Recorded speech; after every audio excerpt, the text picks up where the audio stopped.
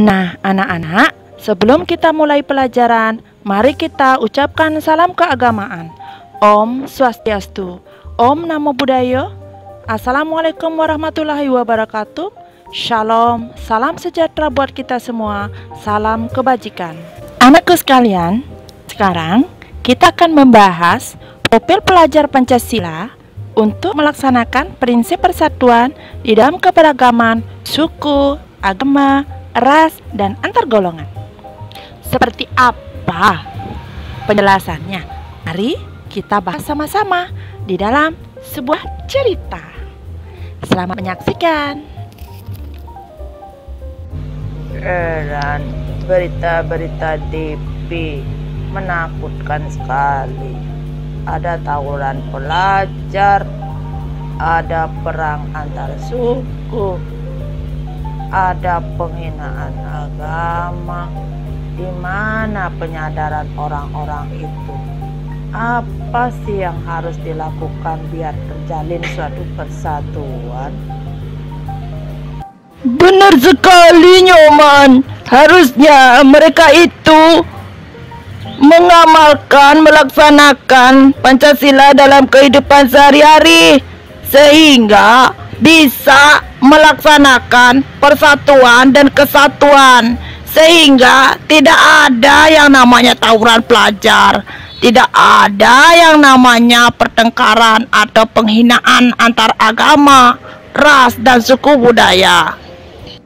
Iya, Kak.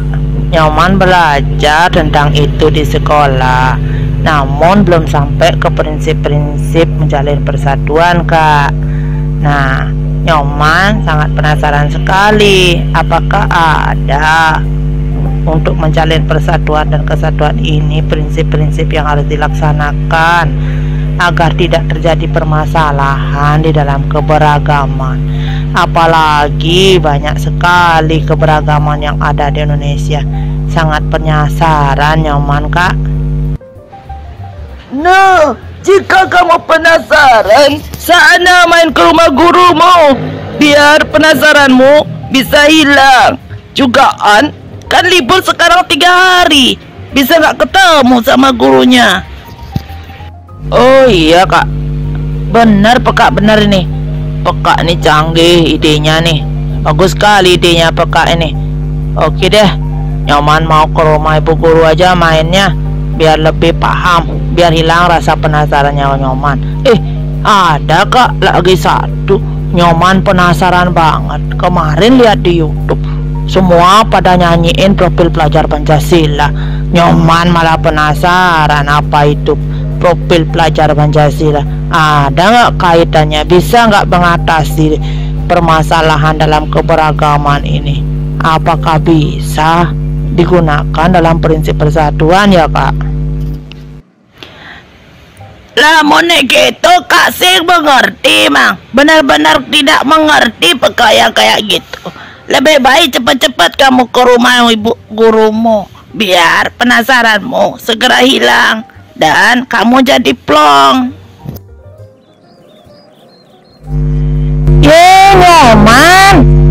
Nyoman mau kemana? Bu Guru, baru Nyoman mau ke rumahnya Bu Guru. Ternyata kita papasan di sini. Banyak yang Nyoman tidak mengerti dan ingin banyak tanyakan biar hilang penasarannya Nyoman, Bu Guru. Wah, Ibu Guru sangat senang lihat semangatnya Nyoman untuk belajar. Ayo kalau gitu kita cari tempat duduk dulu yuk. Ibu juga lagi sumpah di rumah, makanya Ibu jalan-jalan. Nah Nyoman, sekarang coba Nyoman jelaskan apa yang membuat Nyoman penasaran, biar bisa Ibu menjelaskan pada Nyoman. Begini, Bu Guru, tadi kan Nyoman sempat nonton TV sama Pekak. Nyoman melihat ada tawuran pelajar diberitakan. Begitu di hari kemarin Nyoman juga dapat nonton di YouTube adanya perang suku, Bu Guru. dan juga berita yang beredar adanya penghinaan agama atau dikatakan pelecehan agama. Nah, yang Nyoman tanyakan, apakah ada prinsip-prinsip dalam menjalin persatuan tersebut, Bu Guru, biar tidak terjadi permasalahan di dalam keberagaman di Indonesia ini, Bu Guru? Wah, pertanyaan yang bagus, Nyoman. Baik, Ibu akan jelaskan apa prinsip-prinsip dalam menjalin persatuan tersebut. Dengarkan baik-baik ya, Nyoman. Prinsip persatuan dalam keberagaman masyarakat Indonesia itu yaitu 1. Prinsip Bhinneka Tunggal Ika. Yang kedua, prinsip nasionalisme Indonesia. Yang ketiga, prinsip kebebasan yang bertanggung jawab. Yang keempat, prinsip wawasan Nusantara. Yang kelima adalah prinsip persatuan pembangunan untuk mewujudkan cita-cita reformasi. Nah, Nyoman, seperti apa penjelasannya? Ibu akan jelaskan. Prinsip Bhinneka Tunggal Ika mewajibkan kita untuk bersatu sesuai dengan makna dari Bhinneka Tunggal Ika itu sendiri, yaitu walaupun berbeda-beda tetapi merupakan satu kesatuan. Jangan sampai perbedaan itu kita jadikan suatu pertentangan atau hambatan dalam mewujudkan suatu cita-cita bangsa, namun kita jadikan sebagai modal yang utama, aset yang utama untuk melestarikan, memperkenalkan budaya-budaya kita, keperbedaan-perbedaan itu ke bangsa lain, sehingga akan meningkatkan martabat bangsa Indonesia kita sendiri. Yang kedua yaitu paham nasionalisme. Paham yang mencintai tanah air, adanya kesiapsiagaan dari warga negara untuk membela tanah airnya. Sikap mencintai tanah air disebut dengan nasionalisme, dan membela tanah air disebut dengan patriotisme. Prinsip kebebasan yang bertanggung jawab. Setiap warga negara memiliki kebebasan untuk melakukan sesuatu, tetapi bukan kebebasan yang kebablasan, namun kebebasan yang akan dipertanggungjawabkan di hadapan Tuhan Yang Maha Esa, kepada sesama manusia, serta kepada bangsa dan negara. Seperti Nyoman dan pelajar lainnya, bebas untuk bergaul, namun harus bertanggung jawab, memilah dan memilih mana yang baik dan mana yang kurang baik. Yang baik bisa ditiru, yang jelek bisa dibuang jauh-jauh dan tidak ditiru. Selanjutnya, prinsip wawasan Nusantara. Wawasan Nusantara merupakan cara pandang bangsa Indonesia tentang diri dan lingkungannya yang merupakan satu kesatuan ideologi politik, ekonomi, sosial budaya, dan pertahanan keamanan. Manusia Indonesia merasa satu, senasib, sepenanggungan, sebangsa dan setanah air, serta mempunyai satu tekad dalam mencapai cita-cita pembangunan nasional. Jadi, prinsip wawasan Nusantara ini dimiliki oleh bangsa Indonesia. Yang prinsip selanjutnya yaitu prinsip persatuan pembangunan untuk mewujudkan cita-cita reformasi. Dengan semangat persatuan Indonesia, kita harus dapat mengisi kemerdekaan serta melanjutkan pembangunan menuju masyarakat yang adil dan makmur sebagai cita-cita bangsa di era reformasi ini. Nyoman sebagai pelajar Indonesia untuk mewujudkan prinsip-prinsip tadi harus dengan melaksanakan profil pelajar Pancasila yang diantaranya yaitu beriman, bertakwa kepada Tuhan Yang Maha Esa dan berakhlak mulia, berkebinekaan global, mandiri, bergotong royong, bernalar kritis, dan kreatif. Nah, penjelasannya beriman bertakwa kepada Tuhan Yang Maha Esa dan berakhlak mulia itu adalah pelajar Indonesia yang berakhlak mulia adalah pelajar yang berakhlak dalam hubungannya dengan Tuhan Yang Maha Esa. Ia memahami ajaran agama dan kepercayaannya serta menerapkan pemahaman tersebut dalam kehidupannya sehari-hari. Elemen kunci beriman bertakwa kepada Tuhan Yang Maha Esa dan berakhlak mulia di sini yaitu akhlak beragama, akhlak pribadi, akhlak kepada manusia, akhlak kepada alam, akhlak kepada bernegara. Nah, jika sudah menjalankan apa arti beriman bertakwa kepada Tuhan Yang Maha Esa dan berakhlak mulia tersebut, tentunya tidak akan ada yang menghina agama, tidak akan ada yang melecehkan agama yang ada di Indonesia ataupun perbedaan yang ada di Indonesia.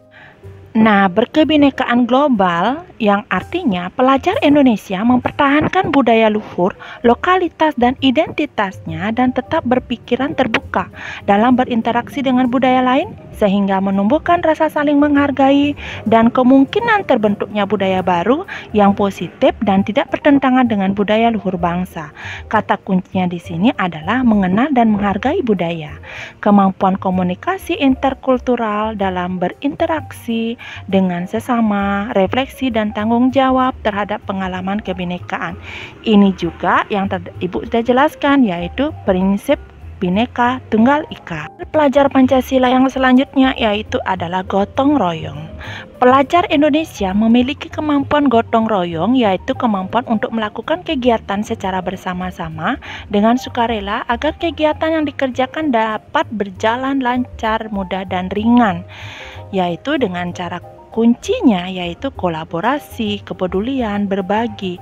Kolaborasi berarti di sini kita tidak boleh memandang atau membeda-bedakan perbedaan yang ada di Indonesia. Kita harus memiliki rasa kepedulian dan berbagi tanpa memandang suku, agama, ras, antar golongan, antar kelompok ataupun yang lainnya yang ada perbedaan di Indonesia ini.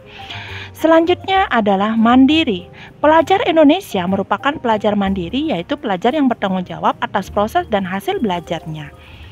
Yang elemen kunci di sini adalah kesadaran akan diri dan situasi yang dihadapi, regulasi diri. Yang mana kata mandiri ini harus bisa mampu, yang mana dapat memilih yang mana benar dan mana yang salah, dan dapat mengambil keputusan yang baik dan yang benar. Nah, selanjutnya ada yang namanya bernalar kritis ya Nyoman. Pelajaran yang bernalar kritis mampu secara objektif memproses informasi baik kualitatif maupun kuantitatif, membangun keterkaitan antara berbagai informasi, menganalisis informasi, mengevaluasi dan menyimpulkannya. Elemen kunci di sini adalah memperoleh dan memproses informasi dan gagasan, menganalisis dan mengevaluasi penalaran, merefleksi pemikiran dan proses berpikir, dan mengambil keputusan. Arti kata bernalar kritis di sini harus seorang pelajar itu harus mampu, jangan sampai terprovokasi oleh yang namanya provokator, karena kita dilihat sudah bersatu. Dan banyak sekali keberagaman yang ada, tentunya banyak sekali permasalahan yang ada. Tapi kita harus tetap kuat dan bernalar kritis mana yang harus kita buang jauh-jauh agar persatuan kita tidak akan pecah, tetap terjalin. Profil pelajar Pancasila yang terakhir yaitu kreatif. Pelajar yang kreatif mampu memodifikasi dan menghasilkan sesuatu yang orisinal, bermakna, bermanfaat, dan berdampak. Elemen kunci kreatif di sini yaitu menghasilkan gagasan yang orisinal, menghasilkan karya dan tindakan yang orisinal. Artinya di sini, apapun pengaruh yang berada dari luar, pengaruh budaya yang menggeser budaya kita, jangan sampai tergeser dengan budaya lainnya. Kita boleh memodifikasi, namun jangan sampai menghilangkan budaya dasar yang kita miliki.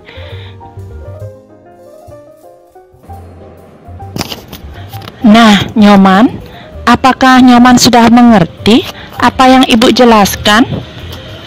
Apa yang perlu ada ditanyakan lagi, Nyoman? Tidak, Bu Guru. Terima kasih sudah banyak menjelaskan kepada Nyoman. Jadi, Nyoman penasarannya sudah hilang, jadi plong. Nah, sekarang Nyoman akan pulang dulu ya, Bu Guru, karena takut dicariin sama Peka, dinanti-nanti sama Peka. Makasih banyak ya Bu Guru, sampai jumpa lagi. Baik Nyoman, hati-hati di jalan ya. Salam sama kakek. Kalau seandainya kamu masih ada yang perlu mau ditanyakan, tidak mesti harus di sekolah bertanyanya. Belajar di mana saja, kapan saja, dengan siapa saja. Baik Nyoman, hati-hati di jalan ya Man. Sekian penjelasan yang bisa Ibu sampaikan. Sebagai generasi penerus, tugas kalian adalah tetap menjalin persatuan dan kesatuan di segala aspek kehidupan, baik di lingkungan keluarga, baik di lingkungan sekolah, baik di lingkungan masyarakat, ataupun berbangsa dan bernegara. Ibu akhiri dengan salam keagamaan. Om Santi Santi Santi Om. Wassalamualaikum warahmatullahi wabarakatuh. Salam sejahtera buat kita semua. Shalom, salam kebaikan. Nah, ingat jaga kesehatan dan cuci tangan dengan baik. Jangan lupa pakai masker ya. Pakai maskernya yang baik, jangan di dagu.